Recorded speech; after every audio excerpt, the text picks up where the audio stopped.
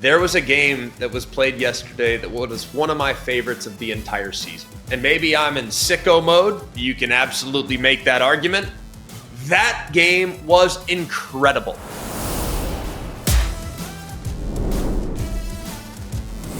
Hello and welcome in. It's always college football. I'm your host, Greg McElroy. We are so happy to have you here with us. It is a Sunday evening edition of Always College Football. If you were able to check out our rapid reaction show earlier today, we were happy to be able to do it. We didn't get to do it last week, so it's always kind of fun watching the game as a fan.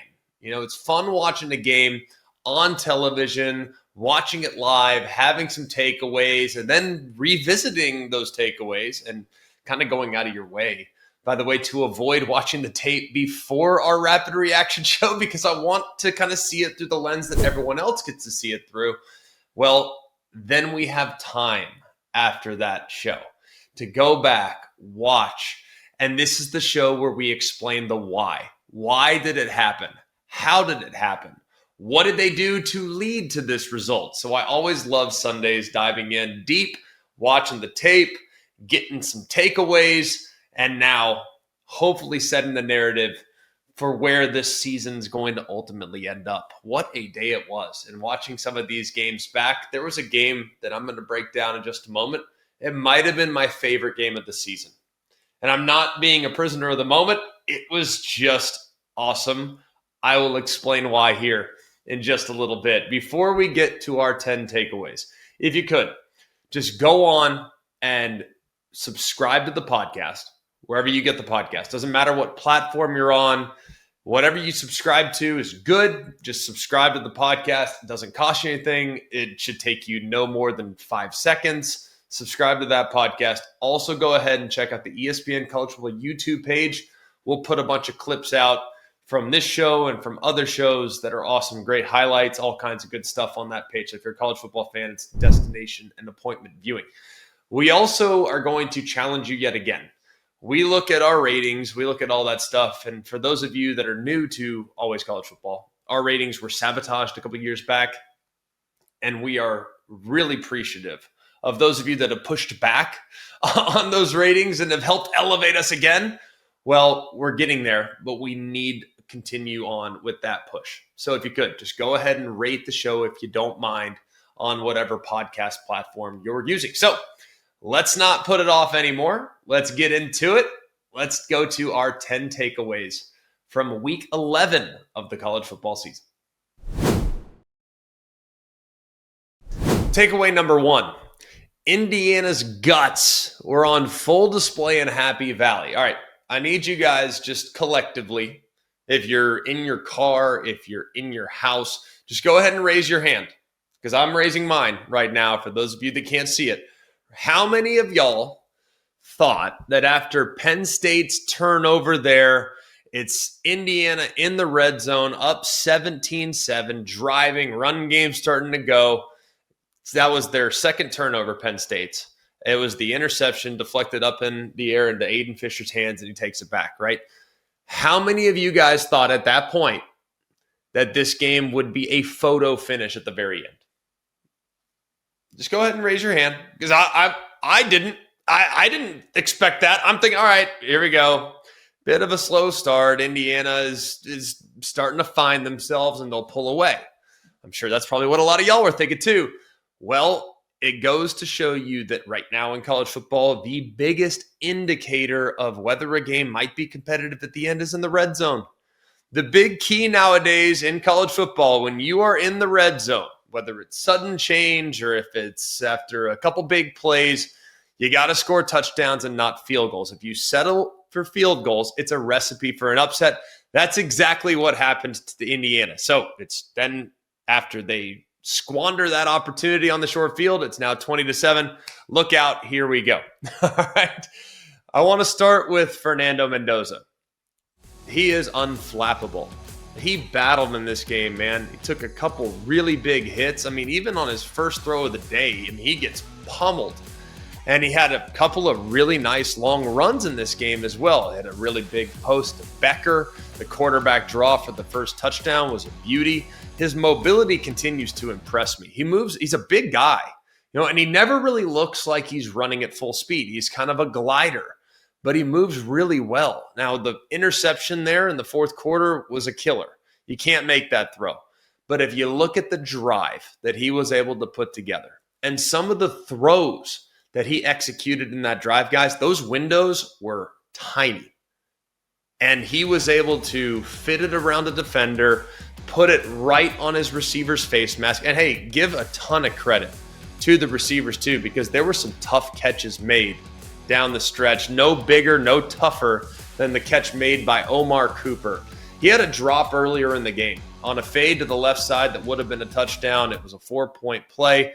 If he catches that ball, it's obviously 6 or 7 if you include the extra point. Instead, he drops it. They end up settling for a field goal. But down the stretch in the 2-minute drive, the final catch of the game, he was incredible.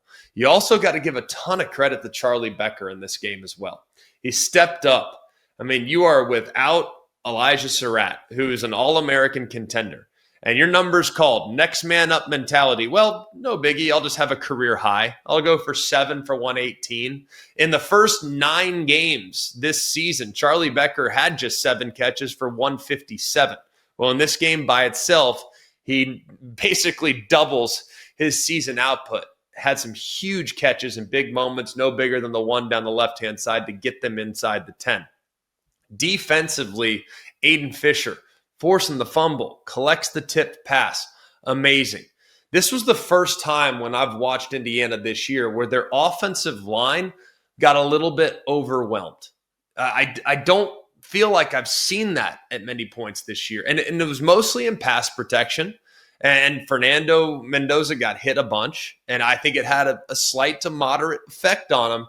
But that was really the first time against a good pass rushing group where Indiana's O-line was not up to the task. And I know they were a little banged up on the left side in particular, but that's something worth watching on the offensive side. Defensively, I thought the middle of the defense got hit a few times.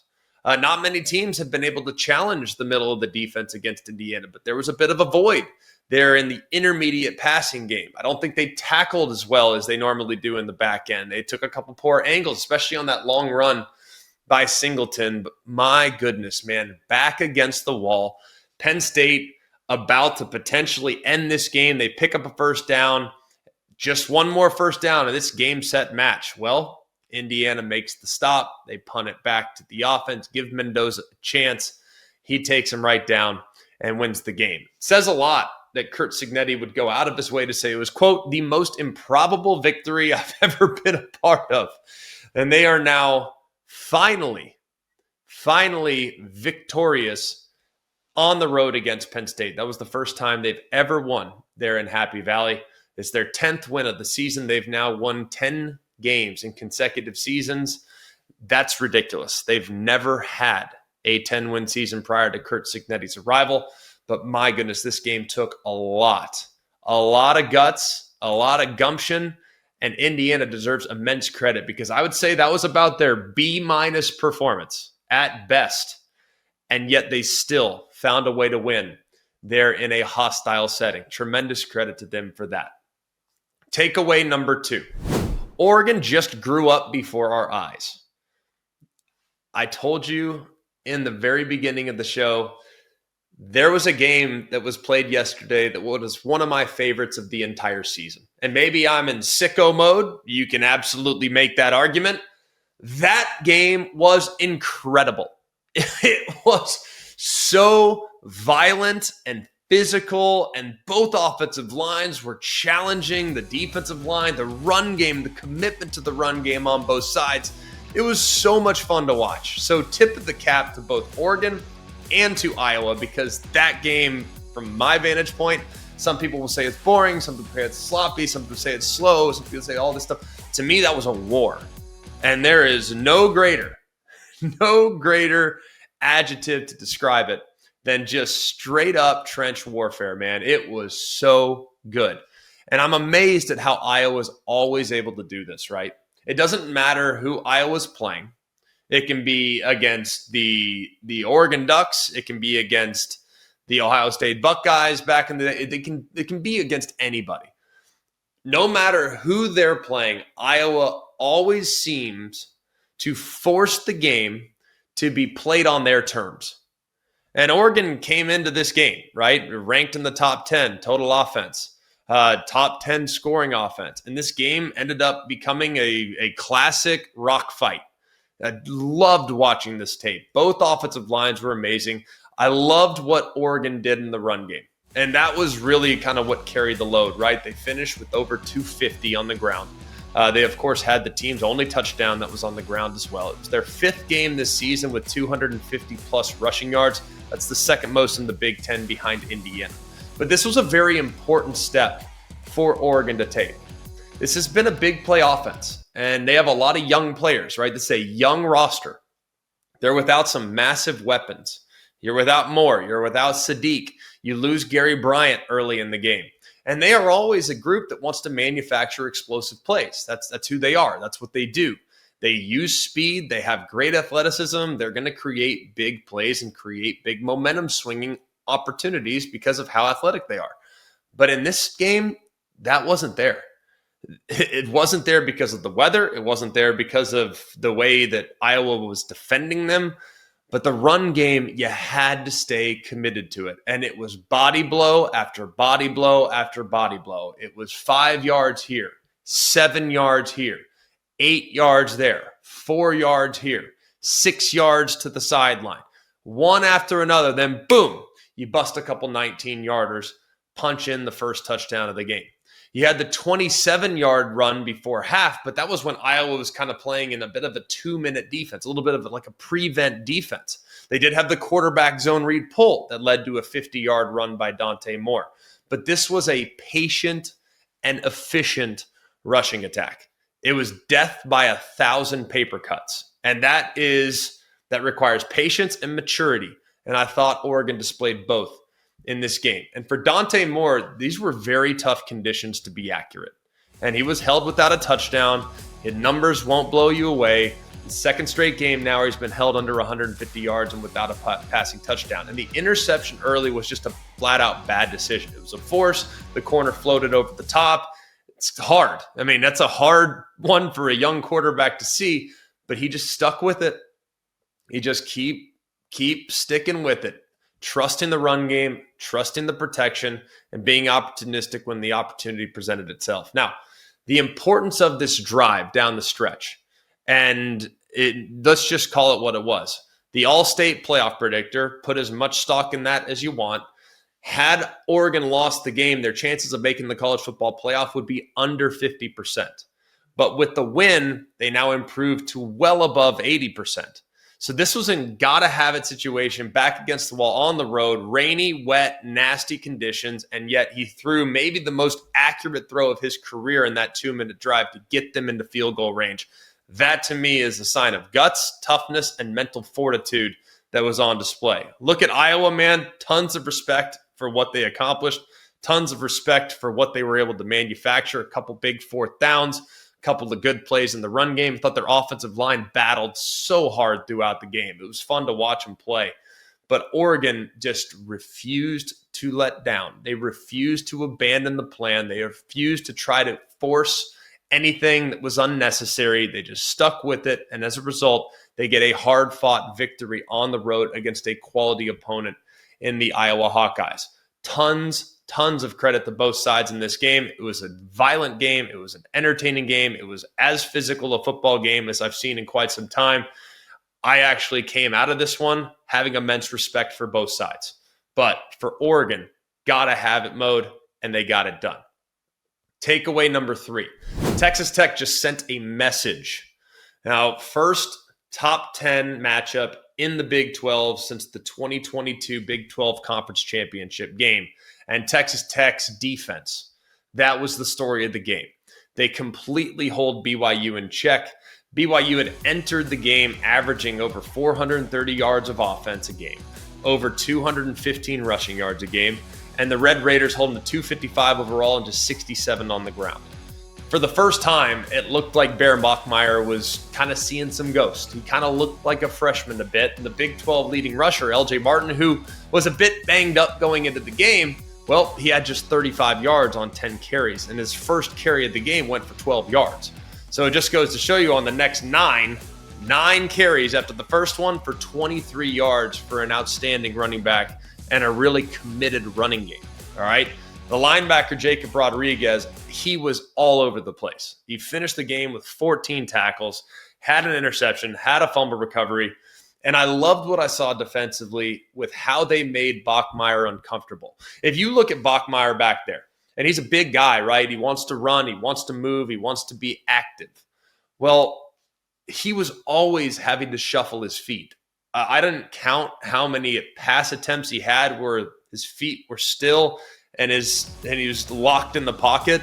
It felt like almost every time Texas Tech's defensive line was getting him to have to shuffle, getting him to have to move, and forcing his eyes to be in places where they didn't need to be. I think he saw some ghosts for really the first time this year. And I thought Texas Tech did a great job tackling too, because there were a few opportunities where it looked like, okay, there's a little room there, and then boom, first defender that arrives, he's the one that actually drops the ball carrier. Very impressive defensive performance with flustering the opposing quarterback, making him inaccurate, making him throw into traffic, and when guys did have some room to make some plays, you didn't allow it. You dropped them immediately. On the offensive side of the football for Texas Tech, they did what they needed to do. They knew how this game was going to go. They didn't try to do too much. They did, I think, on a couple times, they did get a bit overwhelmed by BYU's rush. And I loved how they just took what the defense gave them throughout this game. Look, this is a high-volume passing attack. They want to push the ball down the field, but it was windy, and their defense was pitching to shutout. Don't try to do too much, right? Just play the game. Every drive that ends in a kick should be a good drive with how the defense was playing. If BYU wants to play that soft zone coverage, no problem. We'll just hand it off. That was good. Now, there is one thing that concerned me a bit. I thought their running backs got a bit overwhelmed in pass protection, and they made some adjustments as the game went along. They said, all right, we're not keeping those guys in pass pro anymore. We'll just get them out. And as a result, some big plays occurred. Those running backs for Texas Tech might be their best weapons, most consistent weapons in the passing game. And those BYU linebackers, man, they are big, they are strong, they are physical, and they just powered through somewhat undersized backs, and frankly, they just powered through a bunch of those offensive linemen as well. I was very impressed with what I saw from BYU defensively. But if there is a takeaway here, Texas Tech, I think, needs to acknowledge we need to make sure that all 5 guys from us offensively are out in the pass tree all the time. They also got to learn how to finish drives, because there were several opportunities where, gosh, they could have been up by 30 in this game. In the first half, it felt like they left at least 10 to 12 points on the field. You get the muff punt, that ends in just 3 points. They had 3 big explosive plays that they created on offense. None resulted in touchdowns. And Baron Morton, mentioned the pass protection, he got sacked a handful of times, and in the first half of the game, there really weren't a lot of opportunities to create big plays through the air. So I think there are things to clean up for Texas Tech on the offense, but defensively, man, that was a clinic. Very, very good. And like I said, tons of respect to BYU's defense. That front 7 was awesome throughout the game. Really impressive stuff. And Texas Tech is now 9-1. Their best 10-game start to a season since 2008. All 9 of Texas Tech wins are by 20-plus points.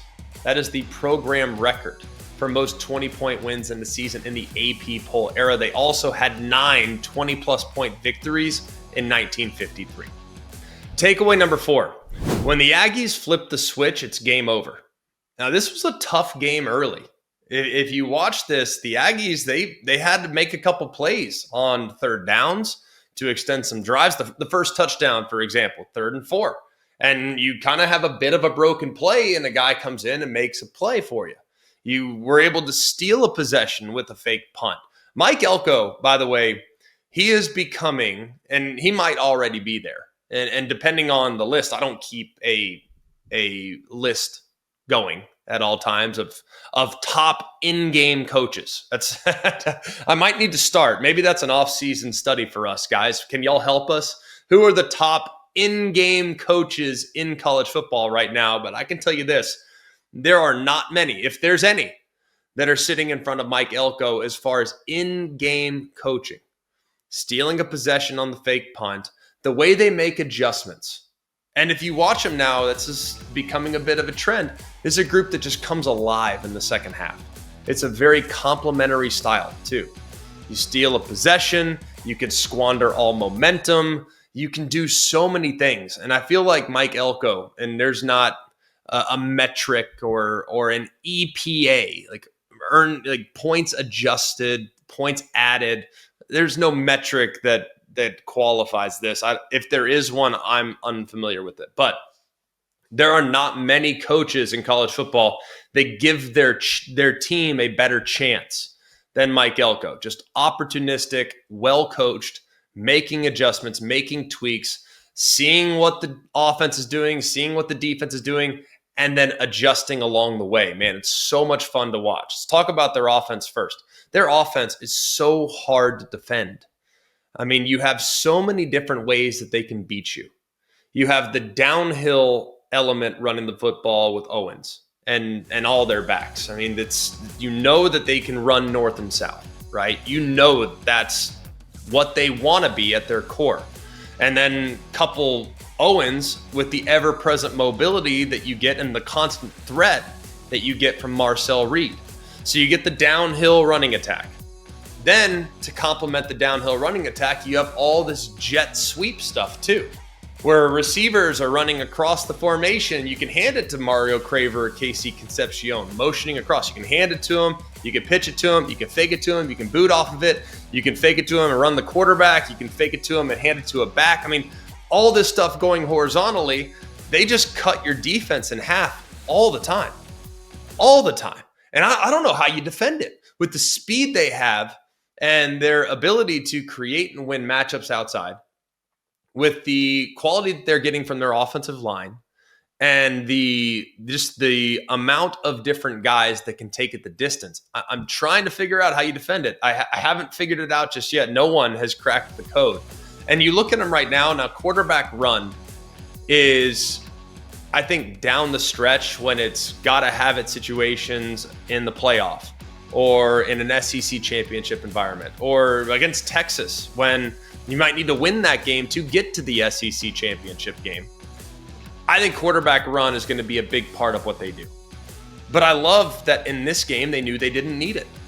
You're sitting there in the beginning of the fourth quarter, and Marcel Reed has just 2 rushing attempts. And I think his long carry on the day at that point was like 4 yards.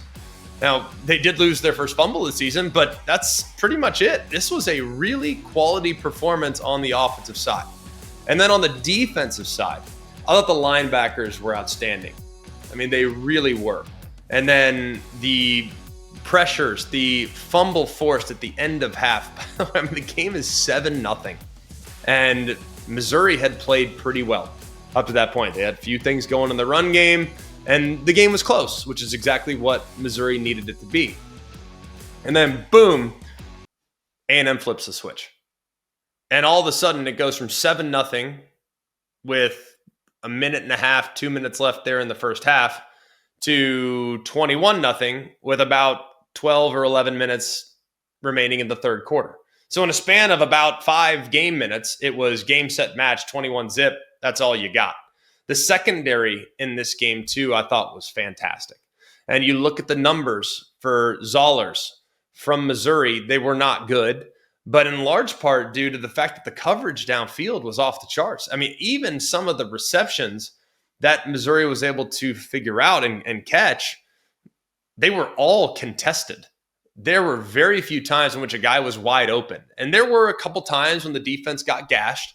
But if you look at it, it was almost kind of their own doing. Just over pursuit, poor angles, getting blocked out, not letting a linebacker get and flow over the top. Just they weren't on the same page between the D-line, the linebacker, and the secondary. So you can kind of clean some of that stuff up. This was a complete performance from the Texas A&M Aggies, and it's becoming a theme. When they rev their engine, there's not many teams in college football that can go with them. They can rush the passer. They can run the football. They have great weapons. They can beat you in the third phase. Their special teams is outrageously good with their return game and what they just did from a fake standpoint. You always have to have your antenna up when playing against the Aggies. Tons of respect for what we just witnessed. And I know people will come out of that saying, well, is Missouri, how good is Missouri? I think Missouri is pretty solid. And for them to handle them the way they did, very impressive game from Texas A&M. Takeaway number 5, Alabama's defense is starting to reach their potential. Now, if you look at this defense, it's just a playmaking group. They just make plays. And this has been now for a couple years a team that is consistent when it comes to forcing turnovers, a team that is consistent when it comes to being opportunistic. They forced 3 fumbles in the game against LSU. They recovered 2 of them. And if you look at how many takeaways they've generated this year, they now have 16 takeaways on the season. I mean, that is one of the highest rates in the country. And if you look at how Alabama has converted on some of those takeaways, it hasn't been elite. For example, just on the first takeaway against LSU, it led to just a field goal. The last takeaway actually secured the victory. And if you look at this defense, they are always punching the ball out, and it's everybody. It's safeties, it's linebackers. They're always stripping at the ball. They're all swarming to the football. They're extremely well coached, and Kane Womack, the defensive coordinator, is doing an outstanding job. I mean, he really is. These guys know where they're supposed to be. Their eyes are in the right place, and they make plays. Now, they're not always elite when it comes to being in the right gaps in the run game. That's gotten them a couple times. But all things considered, when Alabama's defense's back is against the wall, or when Alabama is needing a momentum swing in their favor, their defense is constantly stepping up and making that play. We've seen it against Tennessee. We've seen it against South Carolina. We saw it against Vanderbilt, and we saw it against LSU again. And you look to the pass rush is starting to become a huge factor. Yanze Pierre is slowly becoming a high-level edge rusher. And now with his emergence, coupled with what you have on the other side with LT Overton, is a pretty dynamic 1-2 punch off the edge. Now, Overton's not super twitched up edge defender that's going to run a 4.3 40, but he's big and strong, and he can dent the pocket. So this pocket just collapses around the opposing quarterback on a week-to-week basis. Offensively for Alabama, they are so good in the end-of-half situations. If you look at this team and how they've performed all season long, how many times have they been 2 minutes left in the half, could take it to the halftime, could run out the clock, could be conservative? They never do that. They always press the gas pedal max capacity. Did it against Georgia. That ended up winning them the game. Did this end of half situation here against LSU win them the game? I don't know. But you're sitting there, there's 56 seconds left, and Ty Simpson takes him right down the field in 34 seconds. After an incomplete pass to start the drive, you get Lottie Brooks, you run a little grab route, you pull the safety, you got Brooks over the top, perfect throw, follows it immediately with the seam to Ryan Williams on the very next play. Just an absolute killer instinct in the end of half situations. And how many games now, when the margins are tight, how many times will the game be decided based on the points that you can steal at the end of half? You see it in the NFL all the time. 2-minute operation, end of half, stealing 3, stealing 6, stealing 7. Enormous when it comes to deciding who ultimately ends up winning the game. Look, Ty Simpson, he didn't have multiple touchdown passes. It's the first time that he started a game and didn't finish with multiple touchdown passes. And he missed a couple throws. He did miss a few, but for the most part, very efficient. And this was one of his most productive games throwing the ball down the field. He was 9 of 15 on passes that traveled 10 or more yards downfield. Now, there was a miss down the left side, just barely off the mark. He underthrew a deep ball to the left side, but the downfield passing attack is going to continue to improve. It's been a priority for the coaching staff and something that I think can become a real strength of this offense as they move forward. If you look at the run game was still not exactly where it needs to be. Just 56 rushing yards. That's the fewest for Alabama in their 2 years under Kalen DeBoer. But you also have to give credit to LSU's defense. That was a really good group. They had a really good plan. They sold out against the run. They thought their secondary could hold up because they have elite playmakers on the back end defensively. And Ty was able to just put the ball in positions where the defenders couldn't make a play on it. This was a gutsy performance from Alabama. It was a quality win. It wasn't their best effort, but still a good win nonetheless. And it improves Kalen DeBoer's record at home to 12-0. Takeaway number 6. The ACC just got thrown into complete chaos. The ACC title race, guys, I don't know how you can describe it as anything other than chaotic.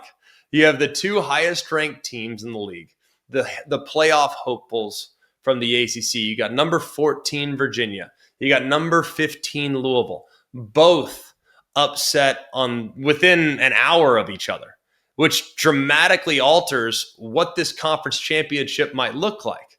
Now, here's a bit of a breakdown about what these outcomes mean for the conference overall. Okay, so Virginia, they're the last remaining undefeated team in the ACC. In the ACC play. They did lose a game to an ACC team, I might add, but that was in non-conference play. Well, they're stunned at home by Wake Forest 16-9. They lost their starting quarterback, Chandler Morris, there in the second quarter. And then just a couple hours later, Louisville, who we didn't even talk about Louisville Cal. I mean, it wasn't even something that we even mentioned hardly on the show, on the preview show, as a possibility for an upset because Cal had been kind of up and down. Louisville's defense is amazing. Louisville's an 18.5-point favorite. This is the biggest upset win for the Cal Bears since 1986.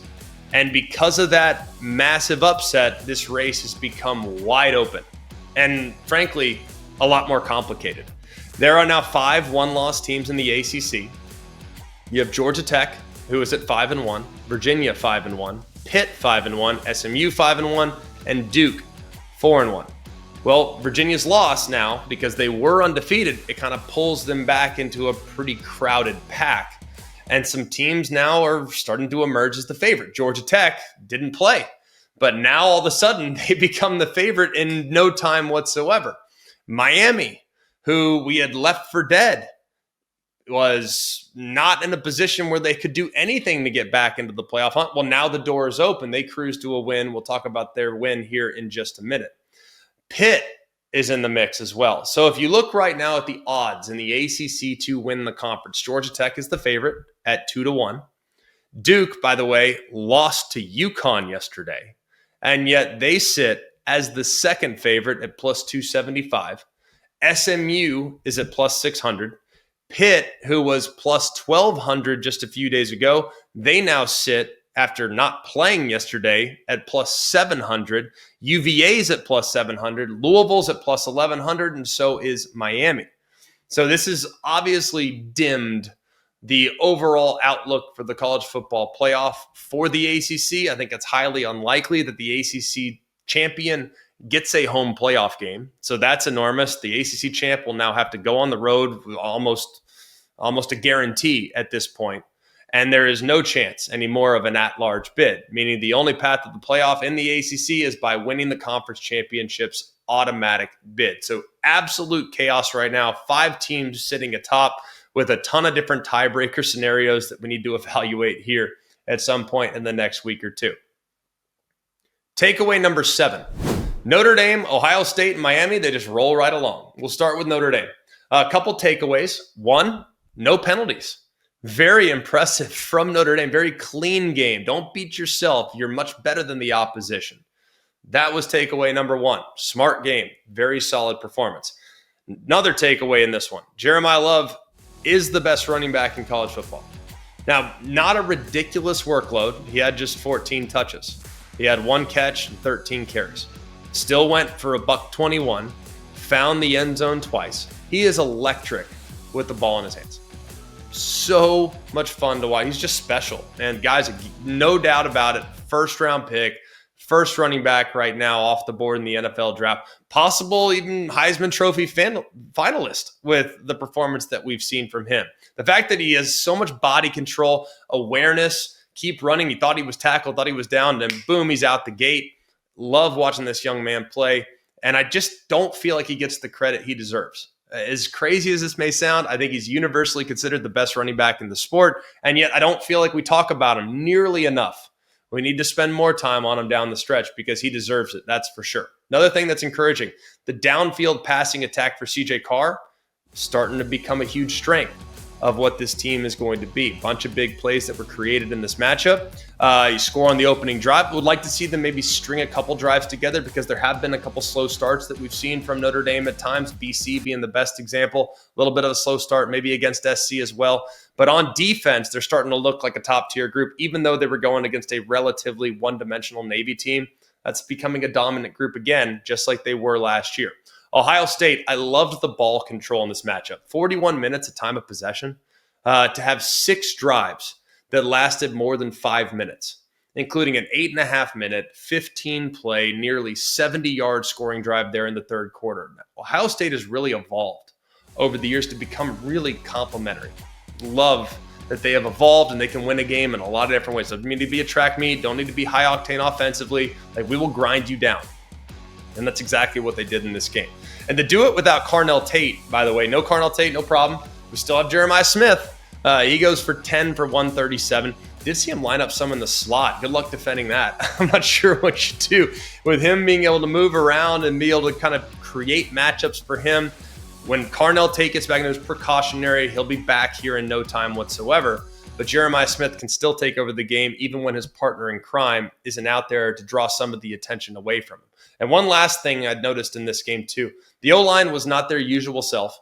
They had allowed just 3 sacks in the first 8 games, but they gave up 2 against Purdue. And I know they had a couple guys banged up in their O-line rotation, but I do think protection can be shored up just a little bit as they move forward. And it's going to need to be, especially when they go on the road and play against Michigan in the final game of the year. And then Miami, a little bit of a slow start in the first quarter, but they were able to pick the momentum up. They get the trick play touchdown, which was pretty cool. Carson Beck throws it to Malachi Toney, throws it back-to-back, runs it in for a 14-yard score. But the story in this game was the defense. And Keontae Scott, who is really becoming a star. He had the 38-yard pick 6. That was an electric moment there in Hard Rock Stadium. And you look at, too, Akeem Mesidor, you get the fumble. You have plays. This is a standout unit. They just punished Syracuse all game long. 7 sacks, 2 picks, 3 takeaways. The offense, I think, was pretty effective. They went for nearly 400, and Carson Beck had a relatively efficient 250 yards and a touchdown. It wasn't perfect. There were a couple blips, a couple hiccups perhaps, but I do feel like he looked like he was playing more free in this game. Against SMU, against Louisville, there was a certain level of tentative play from him. He looked tight. He looked like he was smiling. He looked like he was having fun. I think that translated into a better performance from him here against Syracuse. Takeaway number 8. Conference championship races are starting to get some clarity. Now, we did the ACC already. So if you missed that one, go back, check out takeaway number 6, because the ACC conference championship conversation deserves its own takeaway. It's a whole nother level of chaotic. It's a whole nother level of insanity. But the Big Ten, looks like for a while there, it was going to be a collision course between Ohio State and Indiana. I don't think that's changed with Indiana having a bit of a vulnerable performance against Penn State. Indiana still has Wisconsin at home, who had a huge breakthrough win for Luke Fickell over Washington. So maybe that group has improved, especially on the defensive side. They've been good on that side of the ball all year long. And then Indiana will finish up with the road trip to Purdue. They should be good to go. I'd be highly surprised if Indiana loses one of the next 2 games to knock them potentially out of the Big Ten championship game. So go ahead and book your ticket to Indianapolis, or I guess book your Uber, or it's like 45 minutes from Bloomington to Indianapolis. So you can feel confident the Hoosiers will likely be there. You look at Ohio State, they got UCLA and Rutgers before a road trip to Michigan. So if Ohio State loses to Michigan, the door potentially opens for one of the 3 one-loss teams remaining in the Big Ten. Right now, Oregon, USC, and Michigan all sit at 5-1 in conference play. USC holds the head-to-head against Michigan. USC also hosts Iowa this week before heading to Eugene on the 22nd of November. They finish, of course, with UCLA in the final game of the regular season. So USC right now does have a chance, but they need some help from the Michigan Wolverines to knock off the Ohio State Buckeyes. But I think if USC runs the table, I think they should feel pretty confident about getting to the college football playoff in that game between USC and Oregon. That might, depending on how things shake up in other places, that game could very well determine if the Big Ten gets 4 teams or 3 teams in the college football playoff 12-team field. We'll go next to the Big 12. Texas Tech is currently 6-1. They have UCF this week, and then they'll finish up by going to Morgantown, West Virginia to take on the Mountaineers on the 29th. They should be heavy favorites in both, meaning I'm comfortable right now saying they will be in Dallas. So that means you got one spot occupied by the Red Raiders. BYU and Cincinnati both have one loss. Well, BYU travels to Cincinnati on the 22nd. So a couple weeks from now, that could very well be the Big 12 semifinal. Winner makes it to Dallas to play the Texas Tech Red Raiders. But BYU still has to play against TCU at home this week, which, by the way, is kind of a tough game. Now, TCU lost last week, but they're 6-3. That's a solid team. Utah is still alive, but they need some help. And I think for Utah, it's an interesting dynamic. They need to go buy Horned Frog gear. They need to be massive TCU fans because TCU plays at BYU this week, and they'll host Cincinnati on the final game of the regular season. If they can somehow win those 2 games, then the Utes will find their way to the Big 12 title game. So a lot still to figure out right now. There's really 3 teams that are alive right now to make it to Dallas to play against the Texas Tech Red Raiders. But BYU does right now, I think, have a slight advantage with how they run the football. Cincinnati's challenge is stopping the run, but they got to take care of business against TCU this week, which will be a challenge. And then in the SEC, Alabama and Texas A&M appear like they're on a collision course. They're both 6-0. Bama does host Oklahoma this week and has to travel to Auburn. Anybody that has followed the Tide knows a road trip to Auburn, regardless of the circumstances, is always a very challenging game. And Oklahoma knocked off Alabama last year and knocked them out of the college football playoff race. So 2 games that are absolutely losable, but games that Alabama will be favored in. Texas A&M hosts South Carolina this week, and then they'll go to Texas on Black Friday. Now, right behind those 2 are Georgia, Ole Miss, and Texas. They all have just 1 loss in conference. Texas and Georgia play this week in a conference championship elimination game. If Texas wins, then they could get to the SEC title by beating Arkansas and Texas A&M. If Georgia wins this week, then they need Texas to beat Texas A&M. Ole Miss, regardless of kind of where things go, they should be in pretty good shape. They host Florida this week, who's reeling quite a bit after a blowout loss in Lexington this past weekend. And then they have to go on the road in the Egg Bowl to play against Mississippi State. They should be 7-1. And they need to cross their fingers for some drama because they could get there as well, depending on what happens right in front of them. Takeaway number 9. The group of 5 race is heating up. Now, the results from this past weekend, pretty significant. Memphis, who was ranked by the College Football Playoff Committee as the top-ranked G5 team, well, they just lost at home in upset fashion to the Tulane Green Wave. So that probably is, for the most part, eliminated Memphis from the college football playoff candidacy. Their odds have now plummeted to plus 1,800 to make the playoff. So with Memphis falling, and that means that coveted playoff spot is wide open. So let's go through some of the favorites. USF is currently the favorite in the G5 to make the 12-team playoff. They are at plus 140 to make it to the postseason. They beat down UTSA.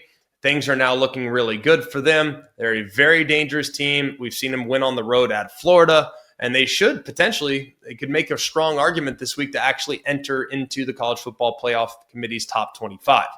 Tulane, since they beat Memphis, they kept their own playoff hopes alive. Their odds now currently sit at plus 650. They probably look pretty favorably upon the Green Wave, given that they just beat Memphis, and Memphis had just beaten USF.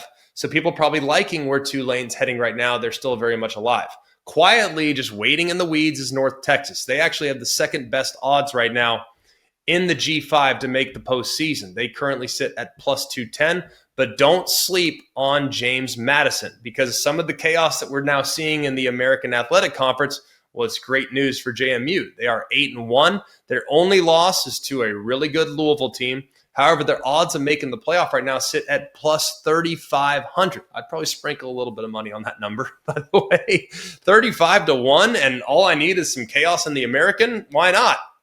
So Right now, everything is really up for grabs. Memphis's loss means there's no longer a guarantee that the American Athletic Conference, their champion, will go to the postseason.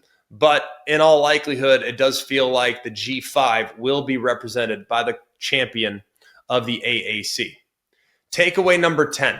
The Heisman race is starting to narrow. Fernando Mendoza has now taken the lead at plus 160 to bring home the most coveted individual award in all of sports, and understandably too. That drive, the Heisman is often awarded to a guy that has moments, memorable moments in which they carry their team to victory or they display a level of physical, mental fortitude that is uncharacteristic to what we see normally in college football. Well, what he just did on the road in Happy Valley is something they'll be talking about forever, not just in Bloomington, but maybe all throughout the college football world, depending on where Indiana goes from here. He is currently the favorite, understandably so, but will there be Heisman voters that will sit there and say, hang on a second, if your Heisman moment comes against a team that is 0-6 in the Big Ten, do we need to factor that in? I'm just saying, I'm not saying I view it through that lens, but I think there are probably some voters that will look at it and say, well, hang on a second, your Heisman moment can't come against a team that's 3-6. Julian Sayin is sitting there at plus 185, and he is continuing to play at a really high level. I think at this point, he's got the best chance of probably winning because of the platform that he'll be playing on, not just in the next 2 weeks, but the massive audience that he'll generate when playing on the road at Michigan, and the massive audience he'll likely have when teeing it up against Fernando Mendoza in the Big Ten championship. Ty Simpson currently sits at 6-1. He's got the third best odds right now.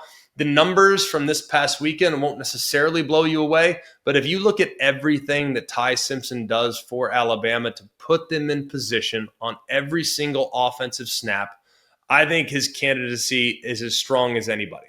Now, will he ultimately win it? I have no idea. He needs to have a big performance against Oklahoma in what should be a really, really well-viewed game this weekend. And then he needs to have a big game on the road at Auburn and then back that up with an incredible game and maybe knocking off the undefeated Texas A&M Aggies. So he is still very much in the mix. But I do think he needs to play at a high level here down the stretch, and I think he probably will.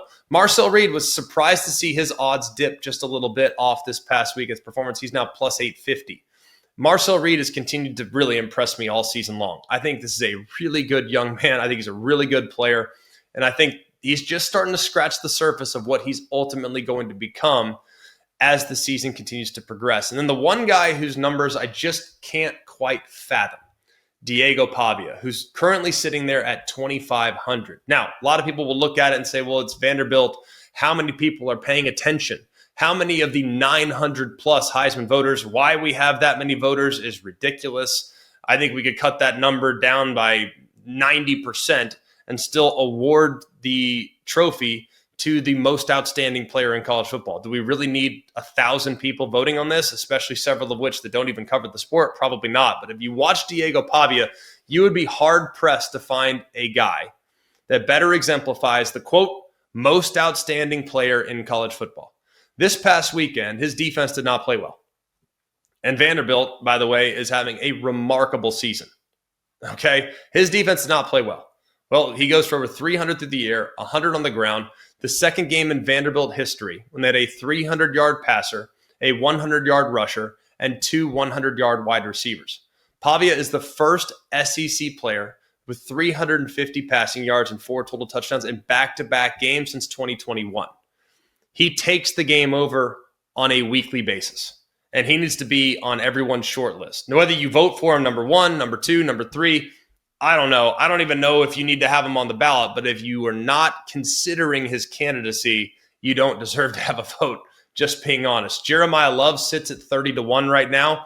I think Jeremiah Love's outstanding. Unfortunately for Jeremiah Love, it's very hard for a running back to win it. The quarterback position takes so much attention. The quarterback position gets so much credit gets so many accolades. The numbers can be astounding. So I think it's always difficult for a running back to garner that type of attention unless they're running for nearly 2,000 yards. I don't think he's going to hit that number. But if you watch how outstanding he is, he absolutely embodies everything that you could possibly want in a Heisman Trophy contender. And then finally, Gunnar Stockton, who sits at 40-1. He's on the short list, but at this point, will he have the numbers to potentially back it up? It doesn't seem likely, but he does have some big opportunities against Texas this week. Everyone's going to be watching that game. Against Georgia Tech on Black Friday, everyone will be watching that game. And in the outside chance they get to the SEC title game, I think Gunnar Stockton will garner a lot of attention in that environment as well. That'll do it for us here at Always College Football. We continue to encourage all of you to subscribe to the podcast and subscribe to the ESPN College Football YouTube page. And while you're there, go ahead and leave us a rating, leave us a review. We always enjoy reading those reviews, man. We appreciate y'all. We do this for the love of the game. We do this for you guys. Because if you're listening to our show on Sunday night, you love college football just as much as we love college football. So we are glad to have an audience and a fan base that loves the sport and celebrates the sport as much as we do, because it deserves celebration on a week-to-week basis. It is the very best. And guys, look at the slate this week. We have some great games coming up in week 12. We have some conference championship races that will be decided.